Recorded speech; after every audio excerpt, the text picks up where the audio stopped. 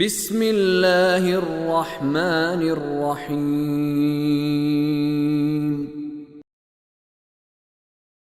أن تقولوا إنما أنزل الكتاب على طائفتين من قبلنا وإن كنا عن دراستهم لغافلين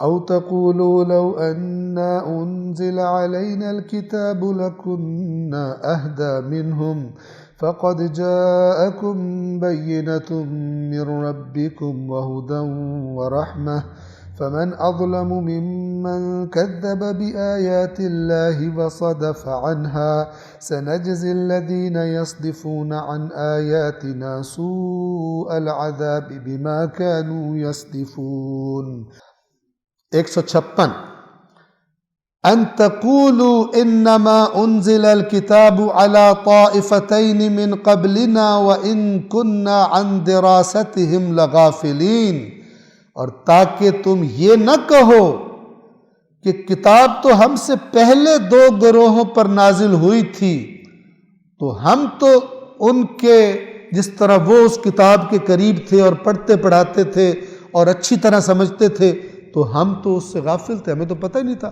اگر ہمیں کوئی کتاب ملی ہوتی تو پھر ہم دیکھتے ان سے زیادہ بہتر اپنی کتاب کو مانتے۔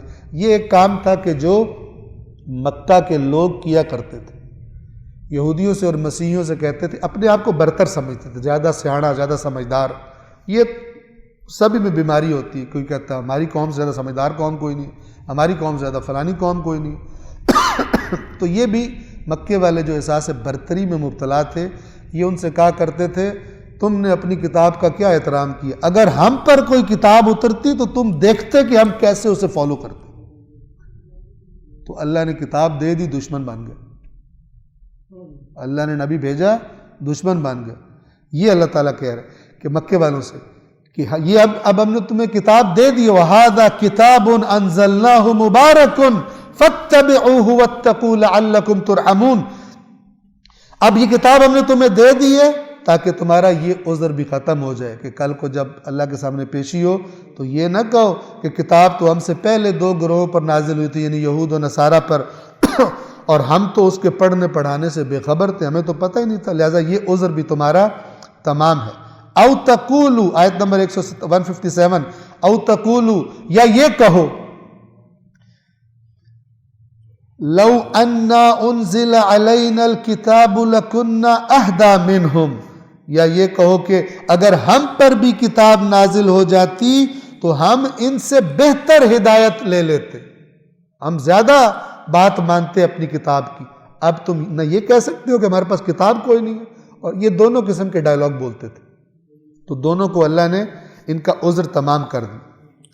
فرما رہا فَقَدْ جَاءَكُمْ بَيِّنَةٌ مِّن رَبِّكُمْ وَهُدًى وَرَحْمَةٌ، پس اب یقیناً تمہارے پاس آ گئی تمہارے رب کی طرف سے بینہ، واضح دلیل۔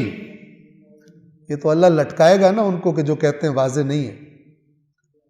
بھرا پڑا قرآن بینہ بینہ، واضح آیات بینات۔ چند آیات کو کہ جو ان کو ذرا زیادہ چیزوں کی ضرورت ہے سمجھنے کے لیے، ان چند کو پکڑ کے پورے قرآن کو بدنام کر کے رکھ دیا بے ایمانوں نے، اور امت قرآن سے دور ہو گئی۔ اتنا شعور بھی نہیں ہے کہ تم چند آیتوں کو لے کے پورے قرآن کو مخدوش کر دیے، عوام پڑھتی نہیں ہے، ان کی حوصلہ افزائی نہیں کرتے ہو، معاشرے سے نکل گیا قرآن اور شیطان کھل کے اپنی گیم کھیل رہا ہے۔ ایک کتاب، اسلام کی بنیادی ترین کتاب، اس سے مسلمان فارغ ہے، اس سے بڑی بے عقلی اس دنیا میں کوئی نہیں ہوگی۔ فَقَدْ جَاءَكُمْ بَيِّنَةٌ مِّن رَبِّكُمْ، تو اب یقیناً تمہارے رب کی طرف سے تمہارے پاس واضح دلیل، وَہُدًى، اور ہدایت، وَرَحْمَةٌ، اور رحمت آ چکی۔ اور کیا چاہیے؟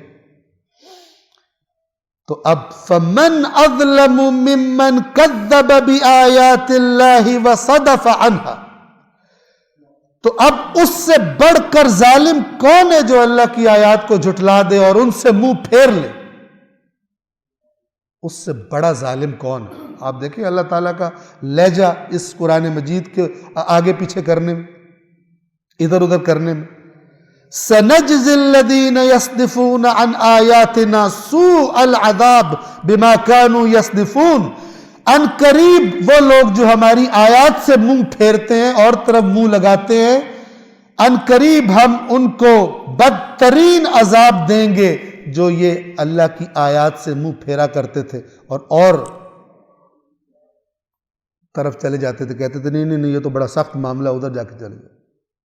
ان قریب قرآن بینہ، قرآن ہدایت، قرآن رحمہ، پھر بھی نہیں چاہیے، کہتے اور طرف جاؤ، یہ تو معاملہ خراب ہے. اللہ العلی العظیم.